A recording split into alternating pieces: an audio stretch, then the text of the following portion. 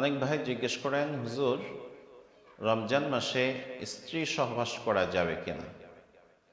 তো এ ব্যাপারে আল্লাহ সুবহানাহু ওয়া তাআলা বলছেন, উহিল্লা লাকুম লাইলাতাস সিয়ামির রাফাসি ইলা নিসাইকুম হুন্না লিবাসুল লাকুম ওয়া আনতুম লিবাসুল লাহুন্না।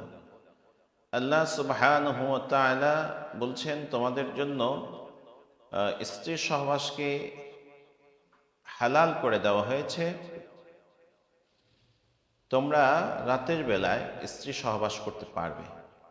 তো এই আয়াতে কারিমা নাজিলের উদ্দেশ্য, শানে নজুল হচ্ছে কায়েস ইবনে সিরমা রাদিয়াল্লাহু তাআলা আনহু একবার রমজান মাসে বাসায় আসলেন এবং স্ত্রীকে জিজ্ঞেস করলেন, কোনো খাবার আছে কি? স্ত্রী বলল, আল্লাহর কসম আমার কাছে কোনো খাবার নেই। স্ত্রী বলল, তুমি অপেক্ষা করো, আমি পাশের ঘর থেকে এসে এনে তোমাকে খাবার দিচ্ছি। তো কায়েস ইবনে সিরমা রাদিয়াল্লাহু তাআলা আনহু বিছনায় শুয়ে পড়লেন এবং ঘুমিয়ে গেলেন। অতঃপর স্ত্রী এসে দেখলেন যে তার হাজব্যান্ড ঘুমিয়ে গিয়েছে। এই সময় রোজার বিধান ছিল যে সন্ধ্যা রাতে ঘুমের আগেই তাকে সাহারি করতে হবে এবং প্রয়োজনীয় কাজ সেরে নিতে হবে।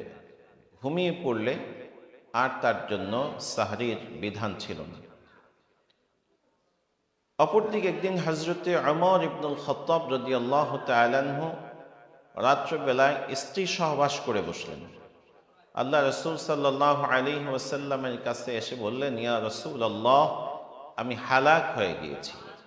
রাসূলুল্লাহ সাল্লাল্লাহু আলাইহি ওয়াসাল্লামের কাছে বিষয়টি খুলে বললে আল্লাহ সুবহানাহু ওয়া তাআলা আয়াত নাযিল করলেন, وكلوا واشربوا حتى يتبين لكم الخيط الأبيض من الخيط الأسود من الفجر ثم أتموا الصيام إلى الليل। আয়াত নাজিল হলো, তোমরা সুবহে সাদিক পর্যন্ত খাও এবং পান করো, অতঃপর তোমরা রাত্র পর্যন্ত, সুবহে সাদিক থেকে রাত্র পর্যন্ত সিয়ামকে টেনে নাও বা রাত্র পর্যন্ত সিয়াম রাখো, রোজা রাখো। তো এই আয়াত থেকে আমরা যেটা বুঝতে পারি, আয়াত আমাদেরকে যে শিক্ষাটা দিচ্ছে সেটি হচ্ছে রাত্রবেলায়, অর্থাৎ ইফতার থেকে শুরু করে, ইফতারের সময় থেকে শুরু করে সেহরির শেষ পর্যন্ত আমরা খানা দানা এবং পানাহার করতে পারবো, সাথে সাথে স্ত্রী সহবাস করতে পারবো। আরেকটি মাসআলা হচ্ছে, অনেকেই জিজ্ঞেস করে থাকেন যে ফরজ গোসল অবস্থায় স্ত্রীর সহবাস অথবা স্বপ্নে দোষ হওয়ার পরে ফরজ গোসল অবস্থায় সাহরি খেতে পারবো কিনা। হ্যাঁ, অবশ্যই ফরজ গোসল অবস্থায় সাহরি খাওয়া যাবে। স্ত্রী সহবাস করার পরে সাহরি খাওয়া যাবে, কোনো সমস্যা নেই।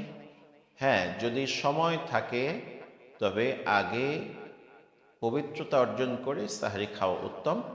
যদি সাহরির সময় শেষ হয়ে যায় যে অবস্থা, তবে আগে সাহরি খাবে, তারপরে ফজরের নামাজের আগে